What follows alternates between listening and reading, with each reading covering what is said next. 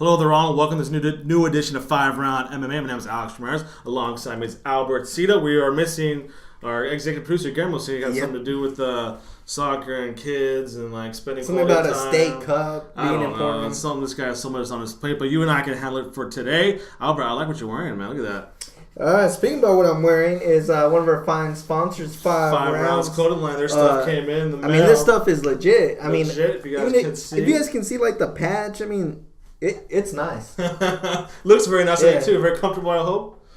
On today's show, we have the artwork you can see here of artist Guy Smalley. He does famous MMA artwork, caricatures, not caricatures, but like accentuates the personalities of the fighters in the world of mixed martial arts and UFC. So we should have him on the show a little bit later on. A picture is 1,000 words, right? More than 1,000 words. This one. We'll also talk about some Anderson Silva and the connection between UFC and professional wrestling. So it should be great. You guys want to stick around for that, so it should be great. Please visit FiveRoundMMA.com on our social media on Twitter, Facebook, and Instagram. FiveRoundMMA.com. Welcome back. Joining us now on the 5-Round MMA Hotline, brought to you by the RMA Foundation. Please visit RedemptionMartialArts.com to see how you can join the movement to stop bullying. With us now is Guy Smalley. Guy, how's it going? I'm very good, very good. I want to take the time to thank you. Really appreciate you speaking with us. For the people who don't know, you are an artist, you are a visual creator, a man of many talents. Mostly people might know you in the MMA community for your MMA artwork. So just take a little time to explain to the people what exactly inspires you to do MMA artwork. Well, I've been a commercial artist for 42 years, and starting out, when I went to Manhattan, I was a wrestler in high school, and just to stay active, I took up martial arts, and while I was going to art school, and just loved it. And so I started doing, competitions, and I got into kickboxing and studied Kawashinkai and took up some judo, and between actually the three, I was kind of doing a mixed martial arts, but pre-MMA. So I've always enjoyed the combat sports, but really got into advertising art, and for years kind of followed and practiced martial arts, but in a casual way. But as my career progressed, I always enjoyed what I do, but I had an agency, was successful with that, but I was really drawing basically stuff from McDonald's and fast food stuff, and it was fun, but after a while it was a job, and so I've always followed martial arts, so I would get on Twitter and would do a few cartoons, and that got some fun feedback, and then it kind of took a life of its own, and so it became a weekly thing, and then I just, at a certain point, I said, I just want to change my focus, and I'm at an age where, I don't have to take every job that comes along, and I live pretty kind of a low profile. I'm here in North Carolina. It's a pretty casual lifestyle. So yeah, I said, it's just I made a transition of basically take a real pay cut and just concentrated on doing the martial arts drawings, and the feedback has been great, and so I did the limited print. And what happened is, after like 2 years of doing it, going on 3, I had a lot of drawings, and so I put together the book Visual Ki, and produced that. And what happened is I started doing, I started getting requests for the print, and then lot of the fighters and put together some signings with the fighters, and that started the limited editions of the fighter signed print. And it's a nice little cottage business, and so that's how it started. It just started out of my love for the sport, and it's my way of sometimes jabbing at aspects of the sport that I don't know. Yeah. Your book, Visual Key Eye, is available now at your website, cartoonlogos.biz. It is an awesome collection of basically your prints of artworks. I want to ask you, so do you, finding the personalities for these fighters, because they're almost like caricatures of the fighters themselves, do you find that sometimes some fighters are easy to depict in artwork, or some are kind of maybe a little, their personalities maybe a little hidden from what we see on camera? Well, actually, they're great. I mean, except for a few, and I mean a real few, most of them are such cool guys and gals. I really, without hardly an exception, and really I find that the exceptions are more of age and all of a sudden a hot white light of notoriety. Mm-hmm. And other than that, and I don't know, I think also the fact of I kind of know that kind of mental aspect of their personalities, and you know they're just cool. They, you know, I wouldn't want to be in a cage with them, but and what I found is actually, with very few exceptions, I mean hardly any, the more fun I make of them, the more they love it. The more they like it.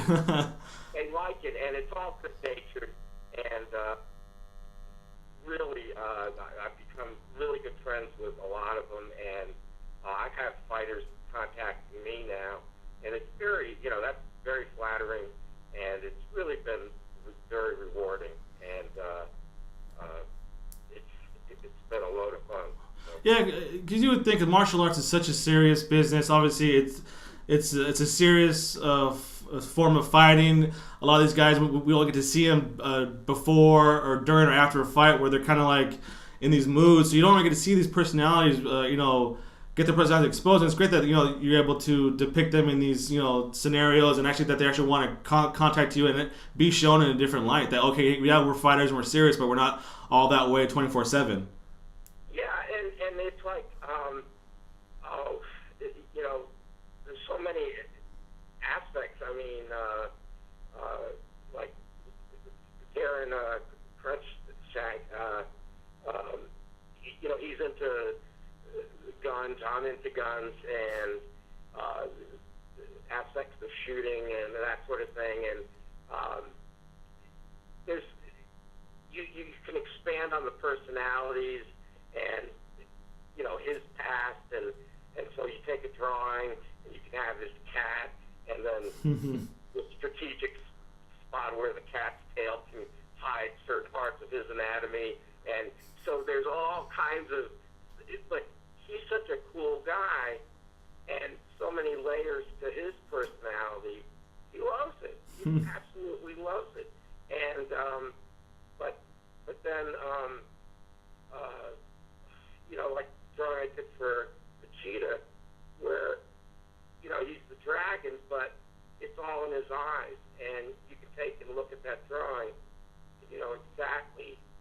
And here he is, it's kind of a funny drawing of, but he's so serious, but it still comes across as a serious drawing. Yeah. And so I'm not making fun of them, and it's not like a traditional caricature, but I really follow the sport, so I try to get into where their head's at, and I think it comes across. And you know, I get, you know, like, you know, oh, if I make fun of the Diaz brothers sometimes, a lot of times, and oh man, Those are great though, by the way, man. The ones you post up with the Diaz brothers, I mean, they're awesome. But, well, the favorite one, and most, and they even signed it, is where I did a parody where he's sponsored by Bamboo Rolling Yeah, that is actually in your book. It's awesome. and you know, but hey, it works. I mean, look what's happening now. You know. Yeah. And that's it. So, but I try to have good natured fun with it. And yeah, you know, now with the, you know, like the drums getting popped with the cocaine, and you know, I have him in a mound of cocaine and stuff. You know, That was. you know, it's like, yeah, it may. I'm sure he's not going to be signing that print, but on the other hand, it pisses me off that, you know, the sport has gotten to a point. Yeah. All this years, and he could actually be legitimately the GOAT of the sport, and he's, to me, playing with it. You know, I mean, who in their right mind would actually even consider going for a cheap high Before or during a training camp, right? before, when you're, you know, and here he is talking about his legacy and all, and I understand. Hey, we've all been there, but that's the kind of thing where I take it out on a cartoon. It's been done for ages. Yeah, I think that would just come across to you because you are a true fan of the sport. I think other fans see your artwork, say, okay, yeah, that is awesome. You actually get it. You get it. You're not just some outsider who's just trying to make a quick buck. You actually get what's going on here. Oh, exactly. No, I mean, believe me, it's not a quick butt. Yeah. There's other ways. I mean, if I wanted to make a buck, I'd stay with the advertising art. That's much more money. But I truly, really enjoy. I'm a fan. I mean, I really am. I mean, I admire these men and women that do it. I know what the training's involved in, and I have a lot of respect. And when, excuse me, when, you know, if they're signing, they're making money on the print, and so it's a win-win deal. Yeah. You mentioned the Lyoto Machida drawing. That's actually one of my favorite ones. So is the Diego Sanchez meditating. Can you tell us maybe a couple of your favorites, or maybe one of the highlight ones off of this book? Yeah. Well, that's a good question. I like the cover of the one with Condon and GSP. Oh, yeah, that's a great one. That's kind of just one that works for me. Let's see. I like the Cub Swanson one. That's not, and that's more of a series, because I have kind of two phases of the cartoons. One's a little more serious, and then one that's obvious, you know, just a cartoon. But as far as the cartoons, I would say the Machida is there, but I don't know. They're all your little favorites. It's like picking which one your kid is your favorite one, right? Yeah, they're kind of like, yes, actually they're all my kids. You know, they're different ones, but I don't. Well, again, let me ask you: was there one of a fighter you're drawing? Like, okay, I don't know if I really want to go through, or if he'll like it. Like, maybe you have one about Brock Lesnar. Were you kind of scared if a Brock Lesnar got one of that one? Wait, say again. I said, was there one fighter you're kind of maybe a little nervous, maybe depicting it in your artwork, just because, you know, they might be a little too serious? Like obviously Brock Lesnar's a scary dude. Were you kind of scared? Oh man, I don't know if I should do this regarding Brock Lesnar. Yeah, well, there's actually the one drawing that was I don't regret doing it, but it was, and actually it was with Goldie when he was going through his issues, and he wasn't on, and he's in the straitjacket with Eddie. I don't know if you saw that cartoon where he's with Joe Rogan, and he's in a straitjacket, and the parody was that he ate the don't eat the M&Ms in the bowl in the Joe Rogan. That Rogan has, yeah. Well, and Goldie had no problem with it, but I got blocked by some other announcers. know, and as long as, and you know, that happens, but it's all, if they look at it, it's really a parody on Joe Rogan in the sense of, Yeah. I don't wish mean, I'm not a mean-spirited person in that, hey, whatever's going on, I did make sure that, it wasn't, I don't want to kick they're going on in that sense, but that's one drawing that I was like, oh, crap. I think, I know the fans love it. We love it, Guy. I'm sure, obviously, that you have positive feedback from the fighters. This is great work you're doing. We're big fans of yours, and please keep us updated on everything you're doing. Again, you get the book, Visual Kai, on cartoonlogos.biz, and follow Guy on Twitter at cartoonlogos.com. At cartoonlogos. Sorry. Guy, thank you very much for taking the time to speak. We really do appreciate it. Thank you very much, Guy. Good talking to you. You have a good night. You too. Thank you. Please visit FiveRoundMMA.com on our social media on Twitter, Facebook, and Instagram. FiveRoundMMA.com.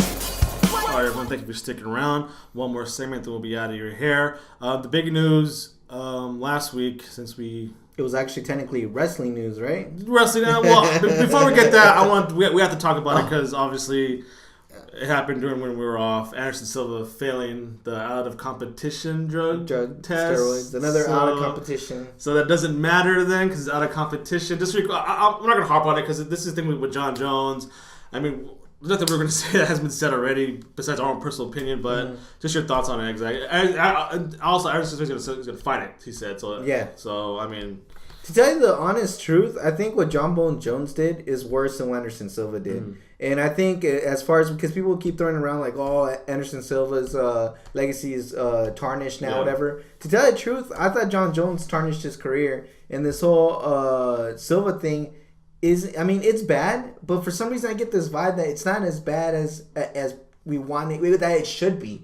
Maybe we're more forgiving because of what happened to him as far as last year and stuff like that, and losing 2 straight, and he never looked like a man on steroids. So for some reason I just get the vibe that the MMA community is more forgiving towards Anderson Silva and not making it a bigger deal than it really is. I mean, it's headline news, yes, it's in every single website, but for some reason I don't think it's that crucial as we might be thinking. Yeah, I do get that vibe too. It's kind of, I'm so disappointed that like Anderson Silva did this. Well, it was supposedly happen, but then again, the UFC issues a statement saying we stand behind Silva, we'll support him and everything. Yeah, and also Nick Diaz failed his post-drug test for marijuana. When you got guys like Matt Riddle, who pretty much got fired because of marijuana. Yeah. You got like you go down the list of how many people they let go, but I mean, when it comes to John Jones, Anderson Silva, apparently they can give them. I think it's almost like the UFC is becoming the NFL, and when they're doing all these policies, it's not Dana White's fault, it's not the Fertitta's fault, it's not Zuffa's fault. These guys make the individual choices themselves. Yeah. But it's how they handle it. So I mean,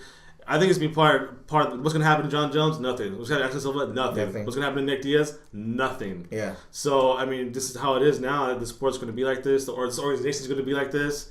Nothing's going to happen. Just like Ray Rice might be in the NFL next year, and all these guys who supposedly in the NFL get in deep trouble, but yet they're back on the playing field every Sunday. So it's one of those things where nothing's going to happen. Yeah. And then another big time fighter might get caught, and guess what? Nothing's going to happen. So it's only when the mid carders get kind of caught, right? And then and I think, like it or not, I think UFC is kind of taking if this is a roller coaster, they're on the way down. Yeah. Now I'm not saying that they're gonna crash and burn, whatever. Yeah, no. But I feel the momentum losing. At first, you thought UFC was red hot. I mean, they were doing everything right. Yeah. They're the fastest growing sport, and for some reason, I think they were in a standstill, and now they're on their way down because one, I don't think they're bringing out those quality card fights anymore. You could go talk to a bunch of people. They'll tell you that these are watered down cards, and you're not pulling a wool over their faces. And it's only a matter of time before they just disconnect themselves. As far as being a hardcore UFC fan, maybe more of a casual fan. Yeah, it's unfortunate, but we'll see how this all unfolds again. So the bigger news of the week: Chael Sonnen, the American Gangster, always finds his way to get back into the MMA headlines. Once no matter what, he's gone, he comes back in.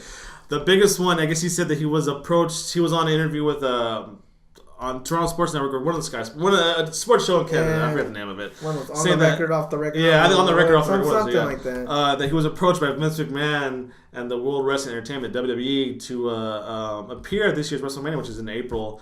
Against, he didn't really say what it was, right? Just an appearance, curiosity, right? He said, well, as far as my knowledge, I think Wanderlei Silva was also approached. Yeah. And also, then later on that, I think a couple days later, Wanderlei Silva on his Instagram posted a picture saying it was all in Portuguese, but like, pretty much saying, I want to know what my fans think about this WWE deal. You think I should take it seriously? Yeah. So, what it seems like is that Vince McMahon's cage match, Wanderlei, Chip McGregor. Is that what it is? To be honest, Inferno match, maybe. Not only no holds bar. Not only do I like it, something tells me that what Dana can't get done, Vince will. And by what I mean that is those dream matches. Okay, so I think Vince has it to back it up and say, look, fans want to see Wanderlei Silva and Chael Sonnen. Boom, $1 million each. Let's get it on, right? So you want to see Fedor versus Brock Lesnar? Gonna happen? I bet you he can make it happen. GSP versus Silva. Guess what? Too? As soon as they're out of the contract and they're clear, I bet you Vince McMahon can make it happen. Matter of fact, if Vince McMahon wanted to, I think he can get that Mayweather-Pacquiao fight done. There's kind of hard to see the connection between pro professional wrestling and mixed martial arts, which of course Dana White has said no connection at all. When our fan bases are two completely different people. When it's the exact same people. Everybody I know who's an MMA fan is also a wrestling fan. So what is it about professional wrestling and mixed martial arts that they kind of, if they're not married, they're obviously cousins, right? Yeah, and it's kind of weird. They're not brothers or cousins. What I always tell people, I think we naturally crave violence, as right? As a society, we crave violence, and wrestling, even though we got. It's choreographed, people. Sorry if I threw a spoiler out there. It's choreographed, but you have to be an athlete. Yeah. I mean, there's no way any Joe Schmo can just jump in that rink and think he can hang, because he can't. I'll tell you that right now, he can't. But we like that violence, but. On the other hand, everybody likes to be entertained. Yeah. And WWE uses that nice mix. And UFC is kind of both ways, because you have these entertaining personalities and you get the violence as well. Yeah. So, in a way, it goes hand in hand. Yeah, where obviously with the fighter with the biggest personality may not always be on top, where in wrestling, with the personalities are kind of pretty much want to see two athletes performing at their best, but at the same time entertaining you. Yeah. And that's what both companies give you. So, I mean, as far as I would want to see Chael Sonnen versus Wanderlei Silva, like in the cage match or just a regular, I don't know if it's going to happen. Vince McMahon is too smart, and the WWE is too smart to have that. It's more likely to be like special enforcer, right? Chael Sonnen and his guy versus Wanderlei and his guy, and they'll back him up. No, WWE has never had a history. This isn't Rodman versus Malone in the Nitro WCW era. Let me take you back to the 90s. Okay. Fall Till You Brawl. Okay.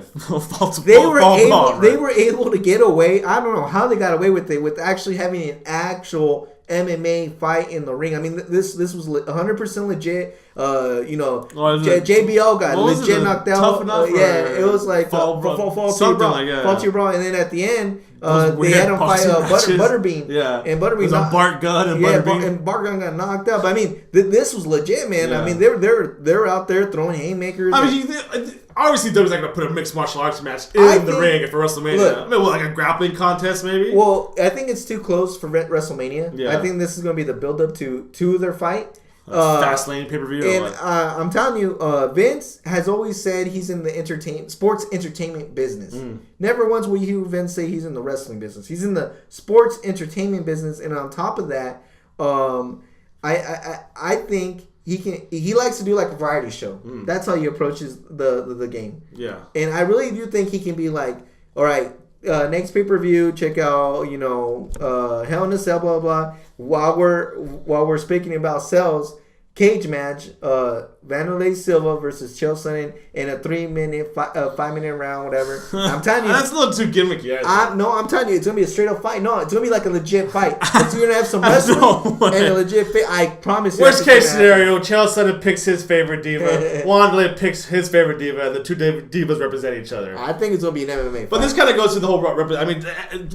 TNA and Bellator were obviously kind of working together. So they were doing as they're in the off season, Yeah. as far as fighting Rampage, Yeah. Tito, King Mo, they'll do appearances in TNA, and then after that they'll go back into Bellator. And Dana White seems to forget that what was his lead-in to the original Ultimate Fighter was Monday Night Raw. Yeah. Spike TV was smart. Okay, we're going to do Raw first, and then lead right into the Ultimate Fighter Season 1. And then obviously Ken Shamrock. Come on now, he's a wrestling icon, and he's in the UFC.